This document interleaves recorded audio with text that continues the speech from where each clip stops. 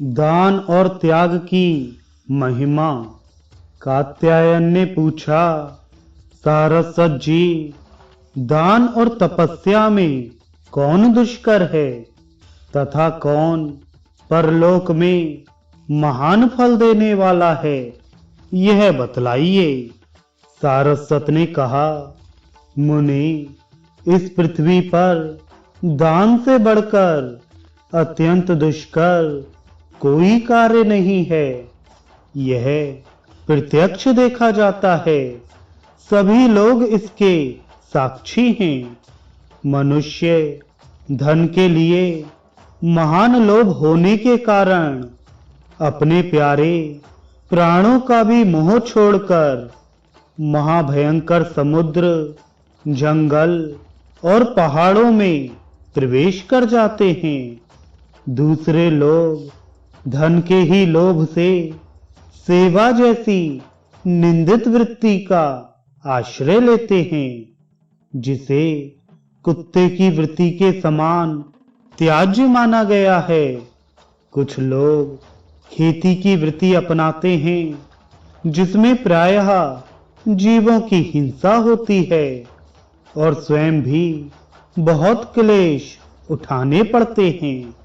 इस प्रकार जो बड़े दुख से उपार्जन किया गया, सैकड़ों आयास प्रयास से प्राप्त किया गया, प्राणों से भी अधिक प्रिय है, उस धन का त्याग अत्यंत दुष्कर है।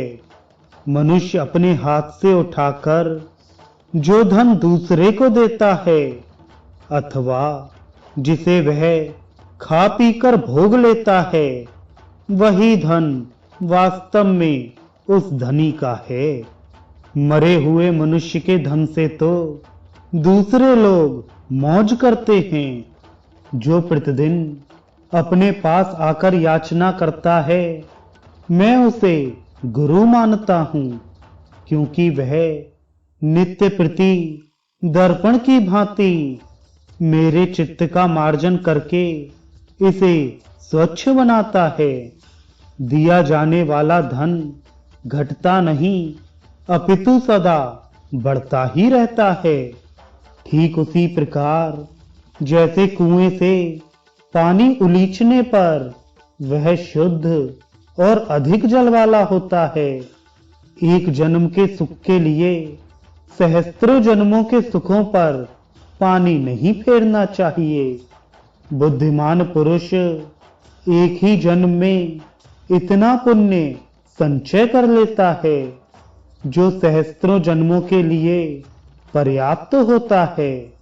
मूर्ख मनुष्य इस लोक में दरिद्र हो जाने की आशंका से अपने धन का दान नहीं करता, परंतु विद्वान पुरुष परलोक में दरिद्र न होना पड़े, इस शंका से यहाँ खुले हाथों धन बांटता है। जिनका आश्रय ही नाशवान है, वे मनुष्य धन रखकर क्या करेंगे। जिसके लिए वे धन चाहते हैं, वह शरीर सदा रहने वाला नहीं है। लोगों ने पहले से जो नास्ति नास्ति अर्थात नहीं है नहीं है, इन दो अक्षरों का अभ्यास कर रखा है, उसकी जगह यह देही देही अर्थात दो दो, इन दो अक्षरों का प्रस्ताव विपरीत जान पड़ता है। याचक जन देही कहकर याचना नहीं करते, अपितु कृपण मनुष्य को यह समझाते हैं कि दान ना करने वाले की यही अर्थात मेरी जैसी अवस्था होती है। अतः आप भी ऐसे ही ना बने। याचक दाता का उपकार करने के लिए ही उसके सामने दीजिए कहकर याचना करता है, क्योंकि दाता तो ऊपर के लोक में जाता है और दान लेने वाला नीचे ही रह जाता है।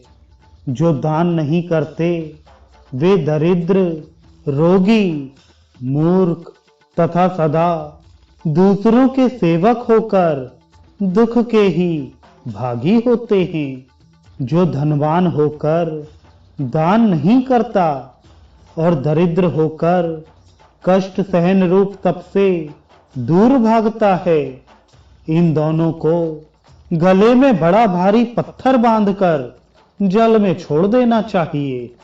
सैकड़ों मनुष्यों में कोई शूरवीर हो सकता है, सहस्त्रों में कोई पंडित भी मिल सकता है तथा लाखों में कोई वक्ता भी निकल सकता है, परंतु इनमें एक भी दाता हो सकता है या नहीं, इसमें संदेह है।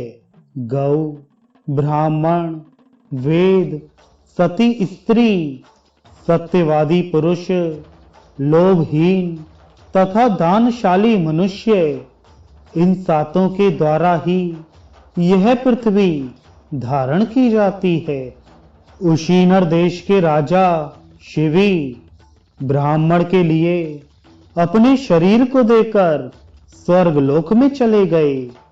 विदेह नरेश निमि ने अपना संपूर्ण राज्य, परशुराम जी ने सारी पृथ्वी तथा राजा गय ने नगरों सहित समूची पृथ्वी ब्राह्मणों को दान कर दी।